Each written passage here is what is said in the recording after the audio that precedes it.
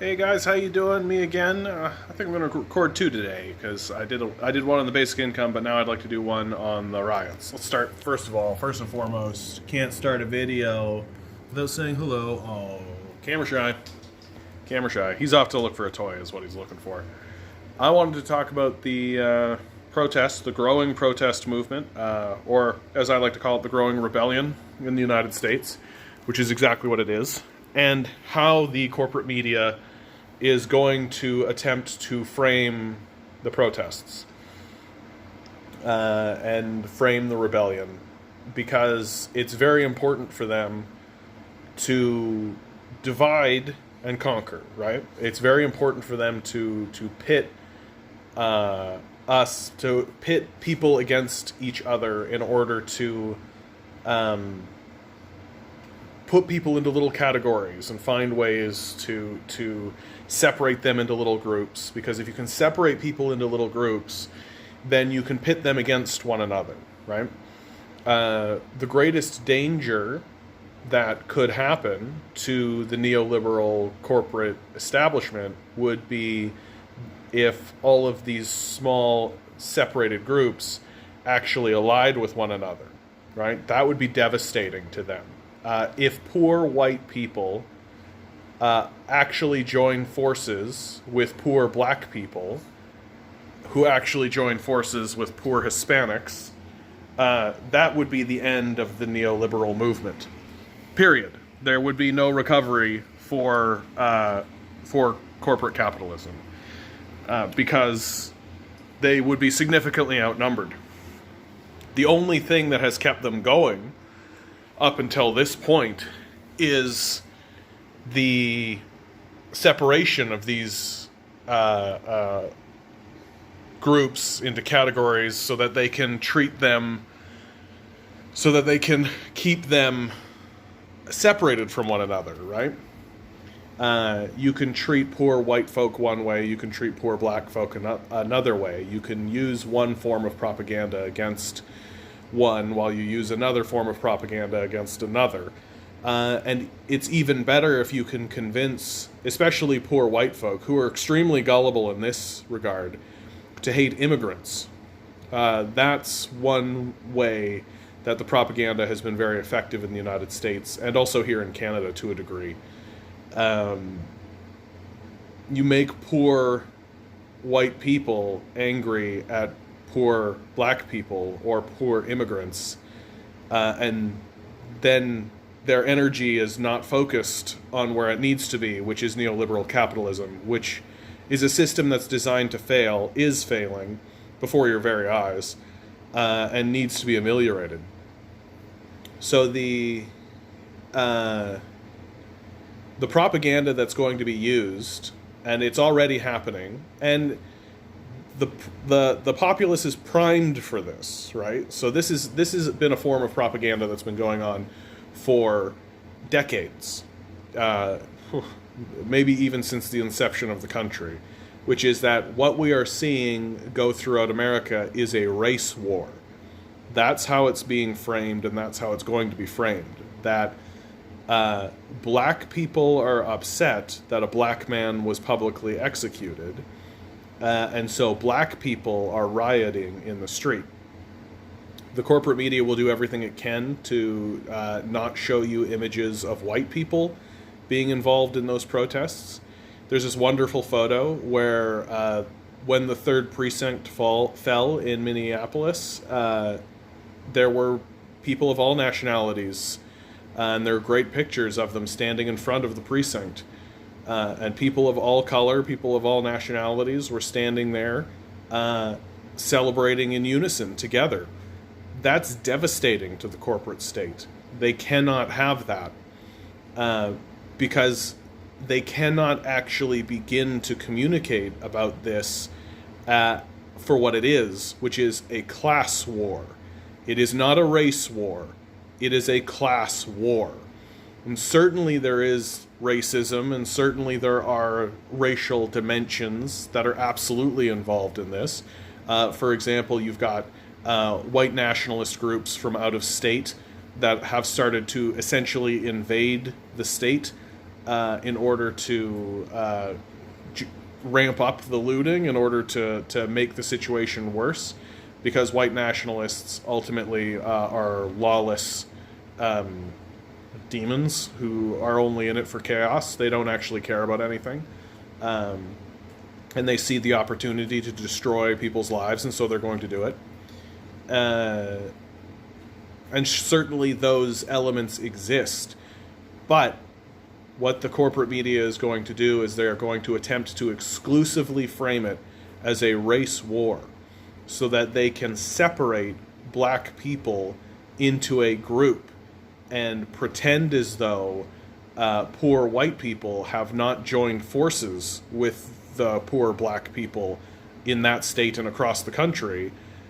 Because if they were to admit that white people are involved in the protests, in the riots, in the rebellion, then they would actually have to start taking seriously the extreme and total failures of the neoliberal state. That the whole concept, the whole structure of the American system is designed to collapse and is designed to fail. One of the things that is fueling these protests and this rebellion is certainly it is the murder of George Floyd. But what continuously is being brought up, especially in social media and around, is that the frustration that the corporate media is focusing on the looting happening during these riots, but has absolutely no interest in talking about the looting of the American Treasury, has absolutely no interest in talking about the looting being done by gigantic corporate banks and corporate institutions, the trillions of dollars being printed by the Trump administration and by the Federal Reserve in order to hand that money over to giant multinational corporations. This is a form of looting. And the mainstream media, I hate to call them the mainstream media because they're not really mainstream any longer, they're fringe lunatic groups. The corporate media largely ignored that. They did not report on the looting of the American people and the looting of the American Treasury because it was done by rich people, right? And if rich people legislatively loot poor people, then that doesn't count as looting as far as a neoliberal corporatist is concerned. But if during a riot, if a single target is looted, well, then this is a crisis that we need to bring in the National Guard to defend from. And as the riots and as the rebellion escalates, more military force is going to be used. Things are going to escalate and things are going to spiral out of control. And things have begun to spiral out of control. There definitely are bad actors. We know that's true. We know that there are white nationalist, fascist groups who are using this as an opportunity to get involved in order to spread chaos and smash up the place. They don't actually have an agenda. They're just interested in destruction. But these are the forces that you unleash when you ignore the needs of the populace. And the American propaganda machine is not interested in actually having a serious discussion about how the needs of the people have been completely ignored. Like, if you're in America, if you're living in America, you have been abandoned. It's as simple as that. If you are a minimum wage worker, right, and it doesn't matter if you're a poor white man or if you're a poor white person, a poor black person, or a poor Hispanic person, poor Chinese person, it doesn't matter, right? If you're working a minimum wage job, you have been abandoned. You've been abandoned to a pandemic. You have watched as the wealthy have printed trillions and trillions and trillions of dollars in order to attempt to prop up a system that is designed to collapse. And then after they gave that money freely with no strings attached to their corporate owners, the system collapsed anyway. And people like Jeff Bezos are making hundreds of billions of dollars during this period of crisis, while tens of millions of people are out of work, unemployed, and have no way to pay their bills, are kicked off their health insurance in the middle of a pandemic. And so the murder of George Floyd is the spark that begins the rebellion against this system. And then even more than that, the one kind of hope that I think people held for a possible negotiation with these neoliberal corporatists was Bernie Sanders, which they just crushed. And so I think many people are looking at that as, okay, well, if there is no way to negotiate with this system, right? If there is no way to negotiate with this system in a way that's going to see any form of justice happen, then the only thing that's left is to take to the streets. I actually recorded a video right after Bernie Sanders ceded the election to Joe Biden.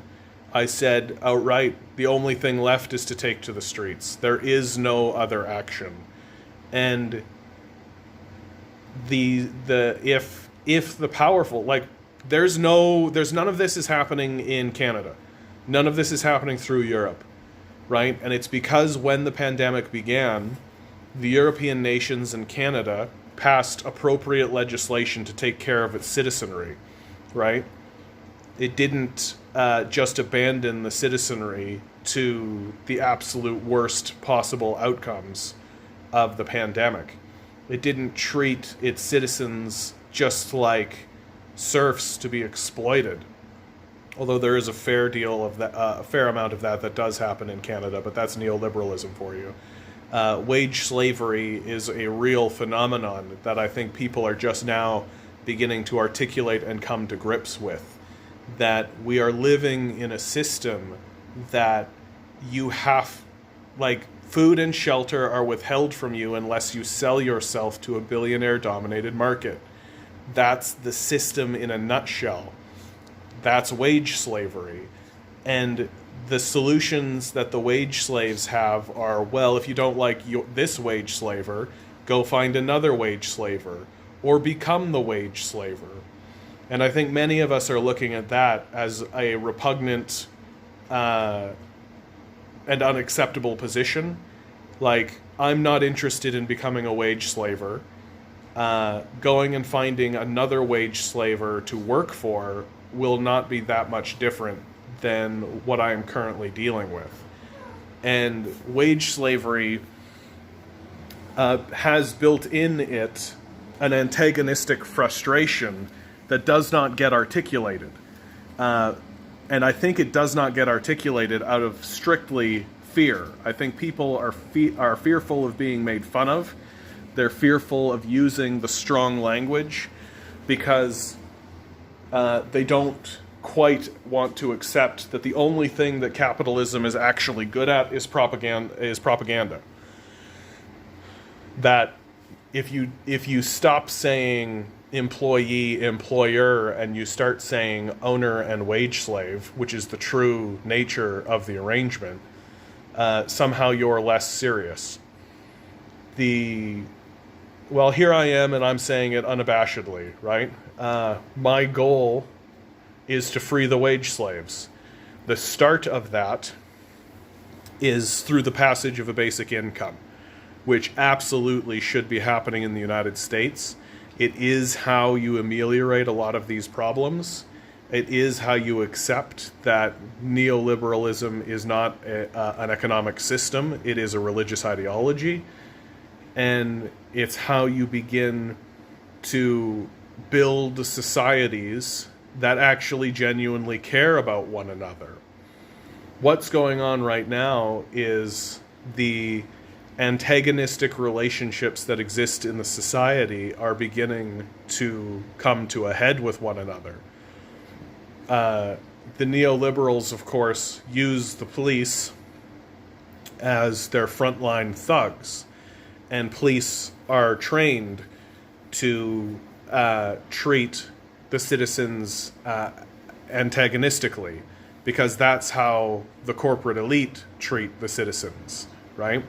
That and it's this internal conflict that exists within capitalism itself that ultimately leads to its collapse.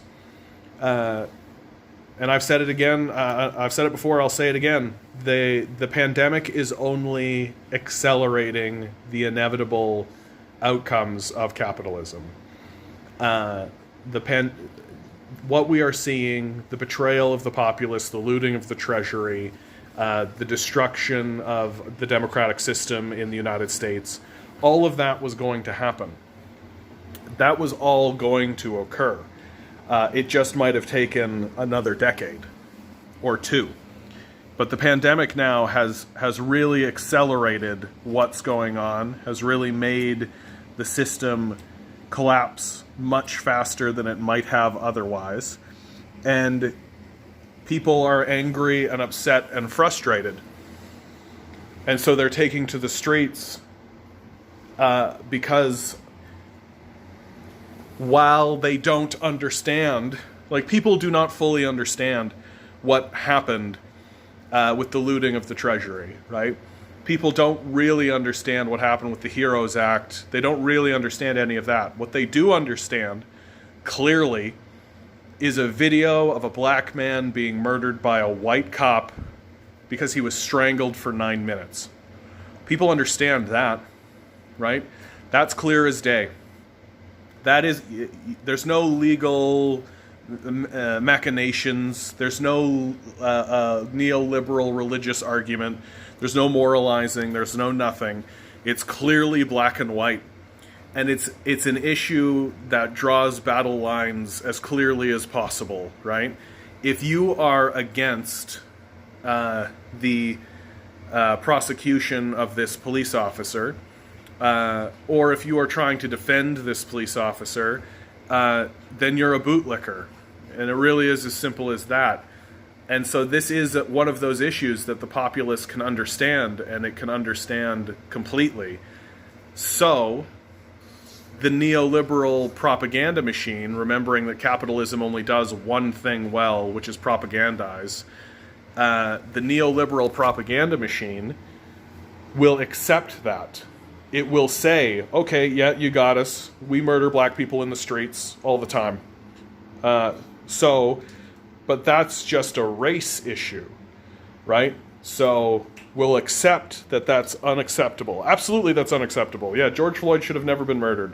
Let's really investigate that. Let's really talk about that. Let's get on experts. Let's have big, long conversations about how bad that is and how specifically it is a racial issue.